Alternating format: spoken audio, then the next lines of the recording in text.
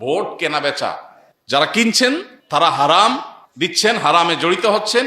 আর যারা মনে করছেন যে না আমি তো চাই নাই, সাইদা দিয়ে গেছে, আমাকে জোর করে দিয়ে গেছে, তারাও হারাম খাচ্ছেন। কারণ আপনি আপনার সত্য সাক্ষ্য দিতে বাধ্য এজ এ মুসলমান।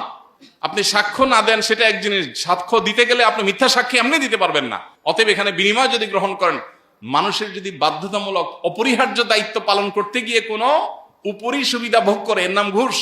আপনি একটা চেয়ারে আছেন, আপনার কাজ এই বিষয়গুলো দেখা, সেটার বিনিময়ে উপরি হিসাবে যেটা আপনি নিচ্ছেন ওটা ঘুষ।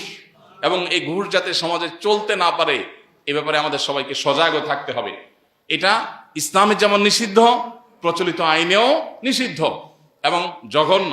অতএব এই জঘন্য কাজটা বা যেন কোনোভাবে হতে না পারে। আমাদের দেশে নির্বাচনকে ঘিরে লক্ষ লক্ষ কোটি কোটি টাকা খরচ করেন এক একজন প্রার্থী। হ্যাঁ, বড় বড় তাদের সভা সমাবেশ করতে হয়, খরচ আছে বুঝি, কিন্তু এই যে ঘুষ লেনদেনের যে খরচ, এই খরচের জন্য তারা প্রত্যেকে, যারা গ্রহণ করবেন ভোটার আর যারা প্রার্থী বা প্রার্থীর লোকজন দিবেন, সবাইকে আমাদের ময়দানে আল্লাহর কাছে আসামি হয়ে দাঁড়াতে হবে। আল্লাহ আমাদের সবাইকে এই ভোট কেন্দ্রিক, নির্বাচন কেন্দ্রিক এই সমস্ত শরিয়া ভায়োলেশন থেকে বেঁচে থাকার তৌফিক দান করুন।